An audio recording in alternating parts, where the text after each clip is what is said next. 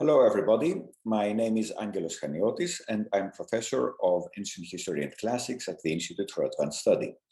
It is my pleasure to welcome you to today's event on behalf of the School of Historical Studies of the Institute for Advanced Study and also on behalf of Gorgias Press. It is my great pleasure to introduce today's speaker, Solange Ashby, who is Adjunct Assistant Professor at Barnard College. Solange received her PhD in Egyptology from the University of Chicago, but she is an unusual Egyptologist. We have been accustomed to approaching Egypt from the north, as the Greeks and Romans did, and before them as the Assyrians and Persians did. Solange's innovative and original approach is different. She approaches Egypt from the south, exploring the contacts with Nubia. She has worked at the Kusite cemetery of El Kuru in Sudan and the Isis temple at Philae. Her first book, Calling Out to Isis, The Enduring Nubian Presence at Philae, published in 2020, explores the history of this very important temple of Isis at Philae as a Nubian sacred site. Her research examines the inscriptions and graffiti made by Kusite visitors. Solange Ashby has held fellowships at the Catholic University and the American Research Center in Egypt and has taught at the American University in Washington. She's a recipient of a President's Postdoctoral Fellowship at the University of California in Los Angeles, and in 2022 she will be joining the Faculty of Near Eastern Languages and Cultures at UCLA, where she will be teaching Egyptology and Nubian Studies. I should also mention that she is a founding member of the William Leo Hasbury Society, which introduces people of African descent to the study of African antiquity. Her subject today is the goddess Isis at the kingdom of Meroe. Solange, the floor is yours. Thank you. Thank you. Thank you so much for that warm welcome. I would like to thank Gorgias Press and the IAS at Princeton for hosting me and allowing me this opportunity to share the results of my doctoral research that are included in the book. And before I start, I would like to explain the title because I often neglect to mention that the calling out to Isis is a unique phrase that was used by these Nubian worshipers in their prayer inscriptions at Philae, and it's very precise to Nubian worshipers, and so I chose to use that as the book title. So I undertook doctoral research, as was just mentioned, at the University of Chicago. And I was particularly interested after several years of studying ancient Egypt to explore this transitional period between the practice of Egyptian traditional religion that venerated Isis and Osiris, Amun and Mut, Horus and Hathor, and the new monotheistic religion of Christianity that began to take hold in Egypt in the 1st century and really became prominent in the early 4th century. What was happening with the old Nile Valley religion and its temples as Christianity was gaining converts in the 1st, 2nd, and 3rd centuries AD, which I will refer to as CE for the Common Era going forward. My advisor, Dr. Janet Johnson, suggested that I look at the prayer inscriptions found at the Temple of Philae, since Philae had remained in use for centuries after other Egyptian temples had been abandoned. The prayer inscriptions might give me insight into late paganism. To my surprise and joy, I stumbled across the Nubian prayer inscriptions. About 100 of them out of a corpus of 500 copied by a British scholar named Francis Llewellyn Griffith in the early 20th century. These Nubian prayer inscriptions, written in 3 different languages, had not been studied as a unified corpus. I made this the focus of my doctoral research. Initially, believing the Nubians to be pilgrims and devout worshipers at the temple, I came to know them as financial backers and military protectors of the temples, trained priests who were literate in 3 different scripts, and comprised of 3 distinct groups of Nubians who journeyed to Philae for very different reasons. My book describes 500 years of Nubian religious practice at the temples of Lower Nubia, primarily Philae and Dhaka. The Nubian prayer inscriptions were engraved into the stone walls of about 10 Egyptian temples in Nubia. These temples are located in the modern nation of Egypt. The inscriptions date to the 1st to the 5th century of the Common Era, a time when Egypt was under Roman colonial rule. The figural graffito that you see on your screen depicts the goddess Isis, the principal deity worshipped in this temple complex. Isis wears the horned solar disk of Hathor on her head, Hathor with whom Isis had become assimilated in this late period. Atop the solar disk sits the hieroglyphic symbol that writes the Egyptian name of the goddess, Aset. This graffito is one among many, textural and figural, that decorate the western exterior of the Gate of Hadrian at Philae. This area was a major focal point for Nubian prayer inscriptions.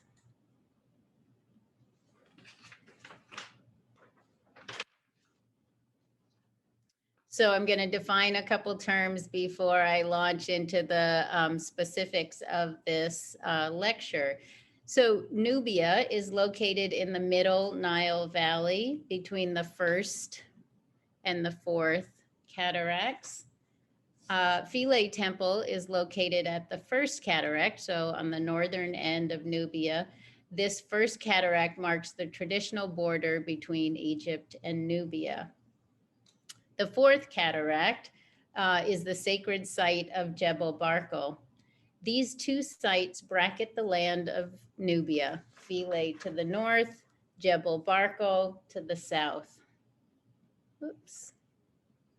Meroe, the capital of Kush during the period of these Nubian inscriptions, is located just south of the 6th cataract. Lower Nubia is a subset of this area and limited to the area, northern part of Nubia between the 1st and the 2nd cataract. And then a subset of that area is the Dodecaskoinos, which you can see highlighted on this smaller map on the right. That is Greek for 12-mile land, and this comprises an area about 120 kilometers along the Nile that served as a buffer zone between Egypt to the north and the Nubians to the south. Each location marked on the map on the right contained an Egyptian temple, which served as an administrative and religious center for the local population. Oops. So here are my arrows showing you that this the much smaller area is located in the northern half of Lower Nubia. Okay, so here is the island temple complex of Philae itself. The Temple of Philae was built during the Ptolemaic period in Egypt, circa 260 BCE, but it stands on the ruins of much earlier temples that I don't have time to talk about today, but I will allude to at the very end of this talk. Philae continued to function long after other temples in Egypt had fallen into disuse because it was supported by Meroitic royal patronage. So from those rulers from the kingdom of Meroe at the 6th cataract far to the south. The temple cult at Philae was enhanced and supported by the processions that arrived from Nubia well into the 5th century of the Common Era. So in the image on the left, I took this from a boat while approaching this island temple complex. The temples. There are several temples on the island, which sits right in the middle of the Nile River, really a gorgeous location. I just want to orient you to the temple complex. So you'll notice these two monumental gateways. This is the first pylon and the second pylon. In between the two, you can see a beautiful mamisi, they're called. This is the birth house at Philae. And then behind the second pylon is the main temple itself dedicated to the goddess Isis. And then jutting out from the western side is that Gate of Hadrian that I mentioned earlier. It's a really important site for Nubian inscriptions at the temple, and most of them can be found on the exterior of this structure.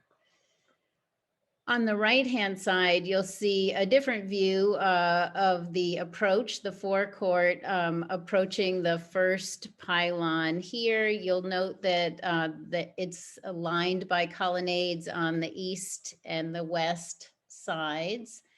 This area contains several small temples dedicated to Nubian gods, Arin's Nufis, Mondelez, and Thoth of Panubs. The earliest Nubian inscriptions were found on structures here. Okay. The native Egyptian language, which predates the use of Arabic, was written for an amazing 4,000 years. The earliest script, Hieroglyphic, was developed as early as 3,200 BCE. This script was used for temple decoration and formal proclamations on stelae. The hieratic script represents the same symbols in a more cursive form, used by priests on documents written on papyrus.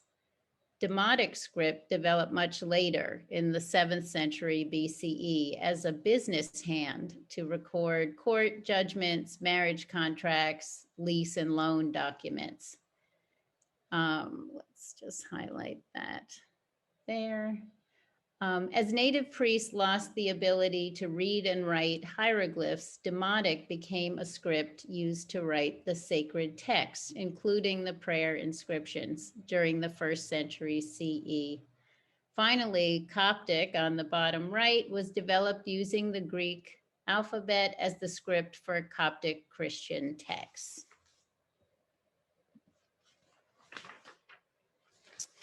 So my doctoral research identified 3 separate phases of inscriptions based on the admittedly rare dates used within those inscriptions, on the occasional royal name, both Egyptian and Meroitic, and on family relationships between those who had dedicated the prayer inscriptions. 94 of these inscriptions are securely designated as Nubian. I just want to highlight that there are assuredly many more that were written by Nubians who happened to use Egyptian names. But these 94 could be identified as Nubian based on non-Egyptian names such as Reke, Able, and Salwa, or the use of foreign titles from the Meroitic language, Shashamete, Karen, or Hebhan, or to references to or from, travel to or from Meroe. The predominance of Demotic as a language in which the inscriptions were written shows up in all 3 phases of this corpus. And the fact that it comprises half of all Nubian inscriptions indicates the assimilation of the Nubian priests and officials into the Egyptian temple hierarchy and their respect for tradition. The sizable number of Meroitic language inscriptions attest to the direct involvement of Meroitic royalty in the temple cult and administration, and the prestige awarded to the Meroitic language even after that kingdom fell circa 330 CE. Only 2 Greek inscriptions occur in the 2nd phase, none at all in the 1st phase, but by the 3rd phase, Greek inscriptions comprised about 40% of the corpus.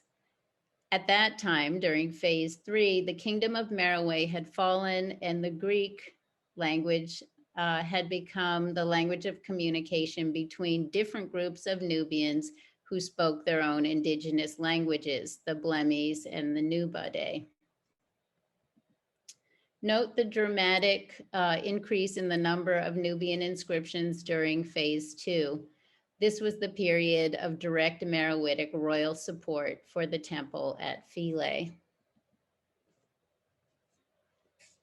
So which Nubians are we talking about? This really differs depending on the phase. So for phase 1, inscriptions were made by local Nubians from the surrounding temples of the Dodecaskoinos. So this area and from these temples that are from Maharaka north to Philae. These local Nubians were compelled to deliver provisions to the temple of Philae, a decree that had been issued under the Ptolemies and continued in effect under Roman colonial rule.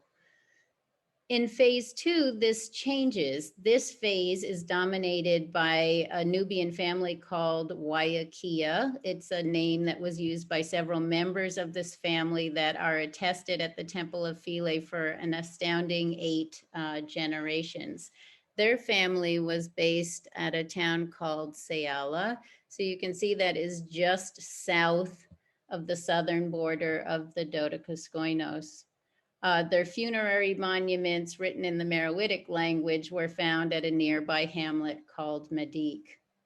In phase 3, the early 5th century, we see a shift south for the practitioners of traditional Nile Valley religion. So of course they are still coming to participate in rites at the Temple of Philae, but they also leave inscriptions at a very small temple called Tafa.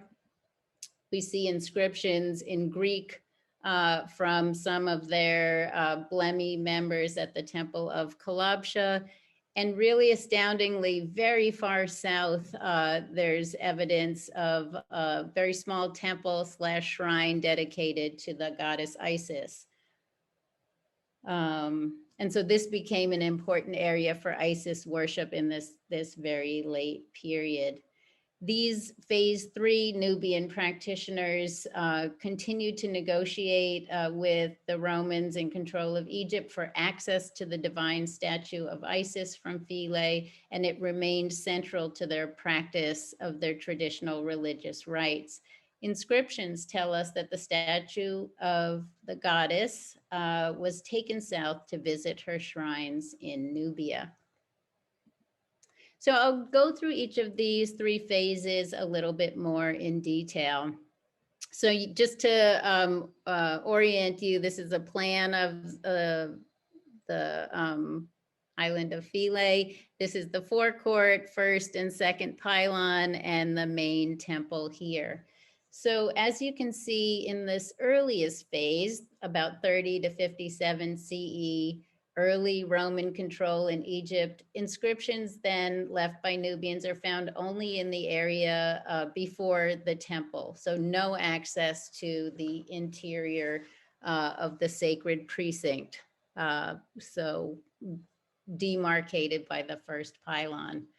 These inscriptions were less prayer inscriptions and more agreements, which record the donation and apportionment of mandatory temple donations to specific groups, such as the temple singers at the Temple of Philae, or specific temples, for example, the Temple of Arns Nufis, located on the forecourt.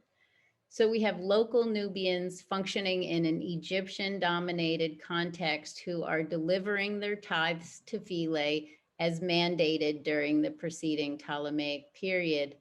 These tithes were required to be 10% of the produce of Lower Nubia, as stipulated in the Nubian Nome text at Philae, located in about 3 different areas of the temple.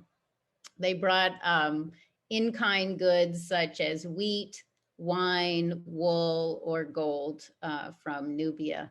The gods they came to worship were Nubian gods, Arns Nufis and Thoth Panubs most prominently. And those who wrote these inscriptions were not temple priests, but rather cult association members who were referred to as village elders. In this earliest phase, the Nubian worshippers could not read or write Demotic. And so we have to assume they requested that Egyptian priests at the Temple of Philae would record their agreements.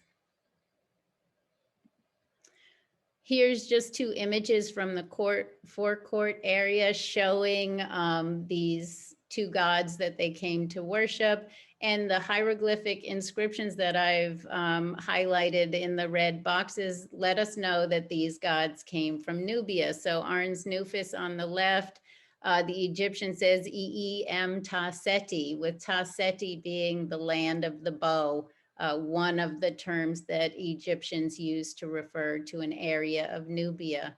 While on the right, Thoth of Panubs, we are told in the hieroglyphs, comes Em Ta Nahesi, so from the land of the Nahesi, another reference to Nubia. And then in the bottom center, I'm just showing you a copy from Griffith of one of the inscriptions. He labeled it as Philae 24, which is engraved on a column in that forecourt area that refers to, in the Egyptian, Pa Shel and Iri Hemes Nefer, which has been translated a number of ways, and I have translated as the door of Arns Nufis, so referring to a forecourt for that particular small temple on the Dromos at Philae. This area, the forecourt, was expanded during the Roman period to accommodate the crowds of Nubians who arrived here to deliver their tithes and worship.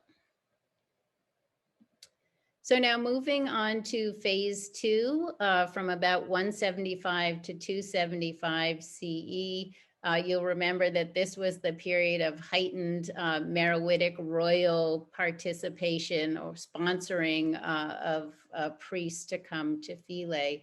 You'll note that many of the inscriptions have now breached this barrier of the first pylon, so they are into the sacred precincts of the temple. So we have Nubian prayer inscriptions in restricted areas of the temple, and 3 prominent clusters at the Meroitic chamber, located here, a small room, the back northern side of the second pylon, and the Gate of Hadrian that I've mentioned before. During this phase, we have Nubians claiming the highest religious titles in the Egyptian temple hierarchy. So they're claiming the title Hem-Necher, which the Greeks translate as prophets, or of Wab priest. This indicates that the Nubians were trained to read and write the Egyptian sacred scripts, both hieroglyphic and demotic. But we also have Meroitic priestly and administrative titles being claimed by these worshipers. So they tell us, and I've written it on the bottom of the screen so you can see what it looks like, that they are Karen of Isis, still untranslated term, but with a determinative that looks like the determinative for writing in the Egyptian. The agent of Isis, most assuredly a financial position, the king's son of Cush, and the royal scribe of Cush. So very exalted titles are being claimed by members of the Waiakia family. They also let us know that they have a knowledge of the movement of the stars and the planets, so astronomers. They claim titles like priest of the 5 living planets, meaning those planets that can be seen with the naked eye: Mercury, Venus, Mars, Jupiter, and Saturn. And this knowledge, astronomical knowledge, would have let them know when was the appropriate time to journey north to Philae to perform very specific rites on behalf of the god Osiris, the deceased spouse of Isis. So these were very high-ranking priests and political emissaries who arrived at Philae with donations of gold sent by the rulers in Meroe, and they were welcomed with honor by the Egyptian priests, their colleagues. Here's an image of a procession, a double procession that was drawn on the interior of the Meroitic chamber. Unfortunately, it's no longer there because it wasn't engraved into the wall. But this shows us a procession of Meroitic royal dignitaries. And the Meroitic texts that surround the images record the names of the men depicted here, very non-Egyptian names such as Mashtarake, Bekamete, Apamalo, and Manitawawi. These fellows are members of the Waiakia family. We have inscriptions with their names also in the Demotic corpus. So they were very fluent using both the Demotic and the Meroitic, as well as the Greek scripts to record their inscriptions. Also in these Meroitic texts, we have those specific Meroitic administrative titles such as Hebhen, Kroro, Strategist of the water, Strategist of the land, Korin of Isis, Agent of Isis. It's only this last title, Agent of Isis, that we ever see used in the Egyptian context. All of the others are very specific Meroitic administrative titles. Here's another Nubian inscription. This is found from that western outer face of the Gate of Hadrian that I keep mentioning. Interestingly, this is the longest known Demotic inscription, and it was written by a Nubian worshiper. His name was Sassan, so you'll see it here on the screen. And his inscription is one of many on the exterior western wall of this Gate of Hadrian. There are numerous figural graffiti, such as the one I showed you of the goddess Isis on the opening slide, and then these two here that my advisor, Eugene Cruz Uribe, may he rest in peace, sent me photos of. So he claims that this is an image of Sassan, the ambassador from Meroe himself, and that this may have been an image of his king, the Meroitic king, Tekorede Amani. So I'll just read out from this incredibly long inscription 2 sections that I'm taking from an article published by Jeremy Pope. So the first, this is Sassan speaking, quote, I came to Egypt that I might perform the rites that my Lord had ordered for me. I performed them. He also ordered me to count money, 10 talents, and to bring them to the temple compound of Isis for the Hemnetcher priest, the Wab priest, and the daughters of the Wab priests. End quote. So this is a very clear statement of Meroitic royal financial funding for the cult at Philae. Another quote. He ordered, so now this is Sassan talking about his king. He ordered the king's son and the Karens of Isis to come to Egypt with me until we perform the festivals and banquets which were celebrated in the temple compound of Isis. We made our burnt offerings in return for the breath of life for the pharaoh Tekorede Amani, my lord, end quote. So here we see reference to rites that are being performed by lower Nubian priests, so local Nubian priests from that town of Sayala, who were hired to perform on behalf of the Meroitic king, something like 600 kilometers to the south. Nubian priests and administrators in this phase then are acting at Philae in a Meroitic controlled context as employees and ritual specialists on behalf of the king in Meroe.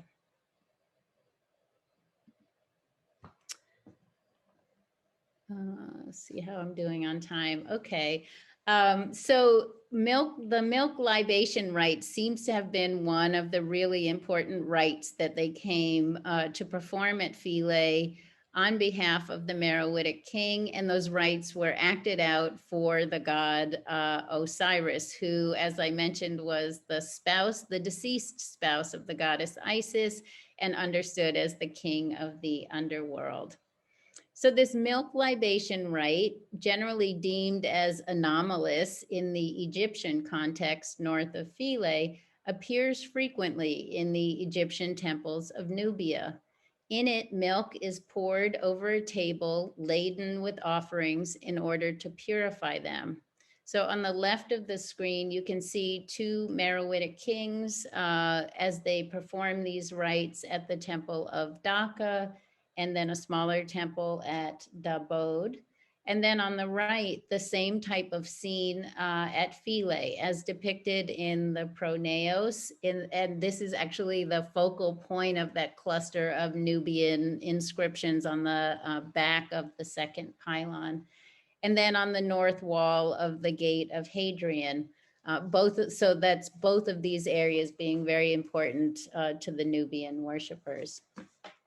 This rite was required to be performed for Osiris at Philae and does not appear anywhere north of Philae. And Nubian inscriptions then are clustered all around these milk libation scenes. I have proposed in an article that these milk libation rites are a Nubian rite that are introduced into these Egyptian temples in Lower Nubia.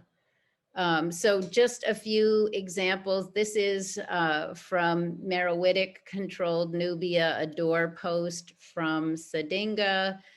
Here's an image from the funerary chapel of a royal burial of a king named Amani Ten Mamide. So his pyramid burial and associated funerary chapel are located at Meroe. And then again on numerous Meroitic offering tables. And there's even a very specific Meroitic language inscription that can be translated as "May good milk be poured out for you," with this word "yer" being the Meroitic word for milk.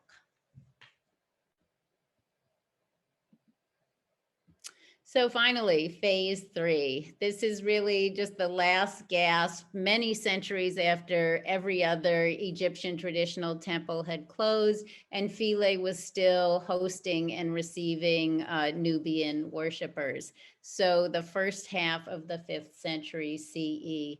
You can see again that the inscriptions had still penetrated even further into the main temple dedicated to Isis, and in fact had then moved up to the temple roof. So there's a group of Demotic and Greek inscriptions on the roof of the main temple, as well as on the roof of the birth house. And I am fairly certain that this is to avoid the Christians with whom traditional religious practitioners had been sharing the island for about 100 years. So we have the first mention of a Coptic Christian bishop at Philae around 330 CE. So at this phase, the worshipers were the Blemis, so Nubian people from the eastern desert who had moved into Lower Nubia after the kingdom of Meroe fell, as I mentioned, around 330 CE. I'm going to show you an image from the exterior wall here. And I'd just like to point out, I'm 100% sure it's not a coincidence that it is exactly behind the Meroitic chamber that was important during the earlier second phase of Nubian prayer inscriptions. So this is the collection of inscriptions from the exterior wall there. You can see that there is both Greek language and then Demotic language inscriptions sort of interspersed. There's pharaonic royal imagery where we see a hawk wearing a double crown. So the hawk being associated with the god Horus, and also previously the Egyptian king was understood to be a manifestation of Horus. There are vulvae here, so showing the centrality of female sexuality, which is present through all of these Nubian inscriptions. And then this very bizarre hybrid god. And so I have a photo that I took. Hopefully you can see it a little bit better. It has a hawk head, a crocodile's body, and then a rearing cobra tail. And I read about this god as being masculine usually, but I love to point out how she probably is wearing this horned solar disk that is originally associated with the goddess Hathor, but that we saw Isis wearing in that first image I shared with you. So I just wanted to show an image of the Baja people. These are the descendants of the Blemmies. So of course we don't have any images of the Blemmies, but you can sort of see what those folks look like. So these would have then been the traditional practitioners of that final phase 3 of the Nubian religious presence at Philae. So, so you can see that the 500 years of Nubian prayer inscriptions that I've just described at Philae are part of a longer 1,000-year trajectory of Nubian presence at Philae. The Kushite king Taharqa at the top of this table, his monuments are the oldest found at Philae. And they were dedicated, as you'll see on the right of the table, to the worship of the god Amun, a god closely associated with kingship in Kush. Meroitic rulers were active in temple building during the 3rd century BCE, when southern Egypt rebelled against the foreign rule by the Macedonian Ptolemies. Later, Meroitic rulers inscribed their royal names at the Temple of Dhaka in the 1st century, and I'll return to these rulers in just a moment, and at Philae in the 4th century CE, attesting to the extension of Meroitic control in these areas. So back to this group of rulers, Amanirenas, whose name I have highlighted, was probably the quote unquote one-eyed mannish queen, referred to as Candace, the Greek rendition of the Meroitic title Kandake, the queen mother in Meroitic. And so she is likely the ruling queen who met the Romans in battle in 21 BCE. So she's listed here in the inscription. She carries the title Kandake for this Meroitic queen mother. Her husband Taritacus carries the title Quore, meaning ruler. And Akinidad has another title, Pakara. He's probably their heir apparent, but it seems Taritacus was killed in battle with the Romans. And so then Amanirenas took over leading her troops the next time Meroe and Rome clashed in battle. So since Nubians are the earliest attested with Taharqa's bark shrine, as well as the last to practice traditional religion at Philae, this site can rightly be considered a Nubian sacred space.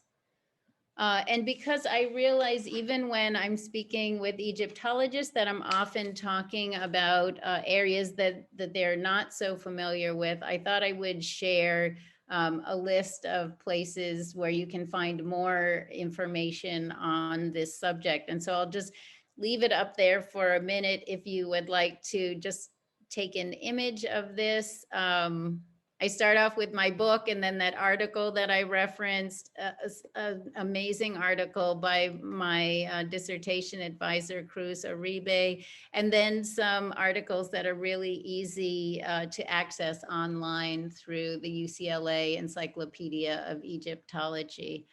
As well as the article by Jeremy Pope that I referenced for that really long demotic inscription. So thank you kindly for your attention. I'd be really happy to answer questions if there are any. Thank you so much, Solange, for this very informative and talk about this topic. And now folks can uh, put their questions in the chat, and I'll be more than happy to read them. So the first question comes from Maria. Uh, were the milk libation rituals seen in phase 3 or not? Yes, good question. No, that seems to have been very specifically associated with phase 2, which was when Meroitic royalty became involved. And so we have that group of Nubians from much further south, from that area around Meroe, who are the ones who show in their various burials, both royal and non-royal, that this milk libation rite was central and very important for them. In phase 3, then it is sort of those desert nomads, the Blemmies, and their concerns are very different. So the milk libation scenes are no longer attracting prayer inscriptions and are no longer depicted in the figural graffiti. So there's well, there are a number of thank yous, of course. There is a question by Miriam Shadis. I Hi, am also Miriam. I'm also interested in the milk libations. I'm sorry, as internet was going in and out, and you might have mentioned it. Any indication the milk libations were particularly gendered? No, that's a great question. I know Miriam studies and teaches about queens, and so this is an appropriate question from her. No, in fact, this is part of what I love about the whole Nubian culture, that it is particularly ungendered in so many respects. Even that word quare that I mentioned for a ruler, that has no gender and can be used for whoever is the ultimate authority, for a sole ruling queen or a king.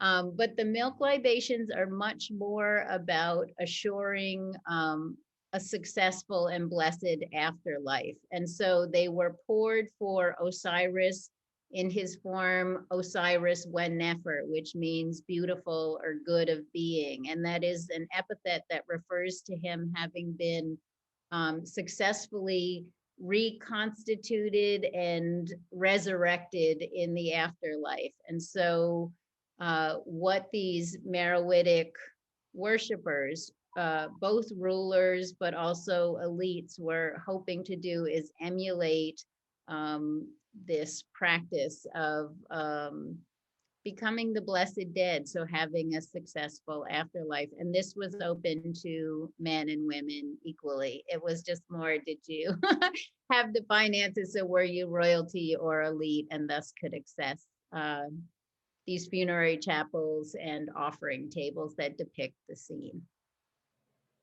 So there's a question from Stephanie Buden. I'm sorry, I will be reading names as Semitic transcriptions, basically. Is there evidence for a cult of Isis in Nubia, Meroe proper, or was she restricted to Egypt and points of contact? Great question. Hi, Stephanie. Absolutely, that Isis was also worshipped in Meroe. And so those, yeah, I didn't get a chance to show, but there's a temple, for example, at Naka, which is in the area by the capital city of Meroe. Beautiful temples there, built by these series of ruling queens that I spoke when our path crossed last. But there are depictions of Isis on the exterior of this temple. She's slightly different. She's shown in a thicker, stockier, more voluptuous form that was the aesthetic in Nubia. She can have sometimes a martial presentation. So she's shown grasping enemies by the hair. But she's also shown holding a situla, so a vessel with a nipple shape at the bottom. And to me, this makes reference to the milk again, these milk libations. So yeah, Isis had a temple also in the capital city. Um, so yeah, as opposed to some gods that I want to make the point of saying that these are shared Nile Valley gods. I'm thinking that Isis is an Egyptian goddess who is adopted into the Nubian religious practice. But as with everything in Nubia, she's sort of converted or transformed to work in a way for the Nubian religious ideas and aesthetic. So there is a question by Maria Teresa Harmer. I am fascinated by the milk libation rite. What kind of animals did the milk come from? Huh, thank you. Thank you for this question. So this allows me to really talk about the primacy of the cattle culture in northern Sudan. So in the Nubian context, actually in the larger Northeast African context, but for these cultures, cattle and their milk were essential. It takes on a sacred element. And so we see even in Philae, in the hieroglyphic text, the milk is referred to as hejet, as white, as yitani, gleaming, and nejmet, sweet. And so it has a real sacredness. And so the milk is kind of has a dual connotation. It most assuredly comes from the cow, but it's also being associated with the breast milk of Isis. And so we see those images of Isis lactans, who is nursing the god Horus, and it is her sacred divine breast milk that is making this child god to become Horus, who is the manifestation of the king. And so then by extrapolation, even we see goddesses nursing full-grown kings, Ramses II in his Nubian temple, and even some Kushite queens, queens of the Kushite king Pianki are shown being nursed by a goddess. So it is both cow's milk, but also divine breast milk. A question from Ilya Semenenko. Thank you for an interesting talk. Could you please tell something more about Thoth of Nubs? Is it a local form of Thoth or a Nubian deity that was associated with Egyptian Thoth? Yeah, I'm going to think that it is sort of an overlay of the Egyptian god Thoth's name onto a Nubian deity whose name we don't know. But the epithet Penubs very specifically associates this god with a site that's called Duki Gal, which is there at Kerma. The very oldest Kushite capital. This kingdom of Kerma lasted for about 1,000 years, from 2,600 BCE to about 1,600 BCE. And so the association of Thoth with Penubs makes him very, very Nubian, probably very ancient. They have found Charles Bonnet has been excavating at this site for about 50 years. And one of the most amazing things he's found is an area within the structure he calls Palace A that seems to have been a site of a sacred tree that is called Pa Nebes, in which lived probably a baboon who was the animal manifestation of this god Thoth Penub. So I'm thinking that the Thoth is just sort of putting that Egyptian name on this indigenous Nubian god, much the same way that the Greeks and then the Romans put their names of their deities onto Egyptian gods so that they could kind of assimilate or understand them in their own terms. So there's a comment from Gwyneth Ashworth Pratt. Thank you, Solange. I didn't realize the Nubians use Coptic Greek and no idea there was so much at Philae. Then there's a question from Katharina Zinn, sorry. You mentioned the milk offering formula. Do you know of bilingual inscriptions? I guess of the formula. Yeah, so that Meroitic language milk offering formula is purely in the Meroitic language. And so now is when I confess that we just really can't translate much of the Meroitic language. Perhaps you already know that. The scholar Claude Ree is doing a lot of work trying to recreate a proto-Northeast Sudanic language. So this is a subfamily of the Nilo-Saharan language family. But there are no bilingual inscriptions in Meroitic and Greek, unfortunately. That would be our Rosetta Stone. So we don't have that easy way to try to translate the language. So what Claude Ree is doing and others is looking at related African languages like Nara, that's on Eastern Sudan and Western Eritrea, or other languages spoken out in Darfur to try to recreate and understand how this language works. But it's been 100 years and it's slow going, unfortunately. The next question from Abdul Ismail is connected to this.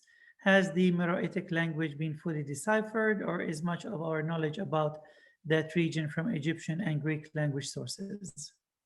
Yeah, so it's been deciphered. So Griffith, that same scholar, British scholar who copied all of the prayer or many of the prayer inscriptions at Philae, also did amazing groundbreaking work to figure out what each individual symbol in the Meroitic hieroglyphic and then cursive script, what they equate to. And so it's an alphabetic script, basically an alpha syllabary. And so we know what each symbol stands for. We can sound out words. It's just that we can't yet translate more than about 100 words. And so, Abdi, to answer your second question, yes, most of what we know about Meroe still, unfortunately, is based on the Egyptian sources. And then the classical writers like Strabo and Herodotus, who were writing about these people, but they're, always outsiders. Sometimes they say crazy things. Sometimes they say things that flat out are not true.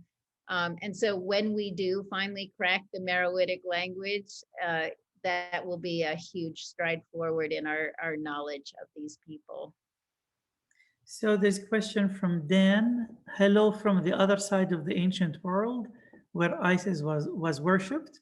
Roman Dacia, modern day Transylvania, Romania.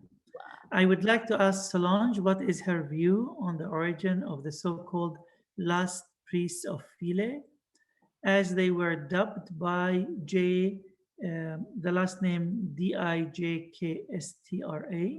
Were they Blemmyes or Egyptian? Thank you for the great talk. All right. Hi, Dan. So we have communicated through Facebook. I'm glad you're here.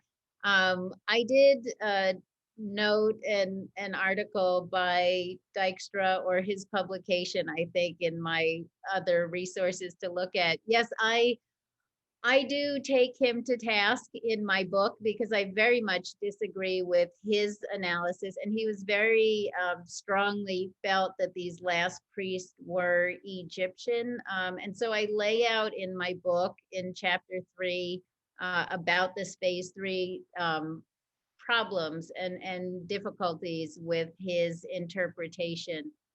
So I strongly believe that they were likely all Blemmyes. One of the Greek inscriptions says, I came here to perform rites with my brother. And so to me, that says that that particular priest, an Esmet, so they all have that name, Esmet, was not resident at Philae. I do sort of leave my options open because I say either way, if they were Egyptian or Blemmy, the person who was paying the bill and paying for the priest to go and conduct these rites was a Blemmy king. So in the end, the worship that was being undertaken was financed by Blemmie kings. And it's the inscriptions at Kalabsha further south that confirm that. But also that image that I showed you from the exterior of the temple with the hawk wearing the double crown. There are names there like Tabolbolos that if you are an Egyptologist, you will hear this is not an Egyptian name. So there are several points that I raise in that chapter 3 to sort of poke holes in Dijkstra's assertion that these are without a doubt Egyptian priests. I strongly doubt it. Yeah, I have a question of my own. Do we know anything about the trips themselves, the trips that these folks took up north? How long did they take? Were they periodic? Were they pilgrimages, if we may call it pilgrimages? Were there specific seasons for them? Or do we know anything about the social uh, system of these trips? It has to sort of be pieced together by various bits of information. I removed the slide that I usually include, that is just a beautiful image of a pharaonic period boat that I took at the Nubian Museum in Aswan. And then I coupled that with a Greek inscription from the front of the first pylon. It's numbered IGP 158, where they say, "We came here to Philae and saw these most amazing ships of the Ethiopians as they approached this sacred temple." I'm paraphrasing. So there were these dramatic arrivals of royally funded ships, probably, that were coming up from or down from south in Nubia to arrive at Philae, that would have made a dramatic impression on the locals and any foreign visitors who were also being pilgrims, making a pilgrimage to the temple. But we have to just imagine this happening with the flood. When the Nile flooded in July and August, may have been the time that these Nubians arrived. That they, Sassan, from that really long Demotic inscription dated to 253 CE, tells us that the local resident Egyptian priests came out and welcomed their embassy with honors, that the Meroitic king gave money and said, throw a party for the entire district. So people from all of the surrounding towns would have come, and they would have, Sassan tells us, we feasted on the dromos, on the forecourt, for 8 days and 8 nights. So I think it was a really kind of like an international meeting, right? The Nubians tell us in their inscriptions that they came with their entire families. So extended families came, various ranks of royal ambassadors came along. So it was mixed. It was a procession, which we're told is a Kushite religious performance that was less usual in Egypt. So it was a religious performance, a procession, but it was a political embassy. And so very high ranking ambassadors and the king's son, which is the viceroy of Kush, all of these people would have shown up and would have met there with their Egyptian counterparts, probably the Romans, who were then in control of Egypt. So it would have been very dramatic in that second phase. In the third phase, much less so. Like, you can imagine that there were Christian priests and a bishop also on the island. There were traditional religious practitioners on the island, probably sort of skirting each other.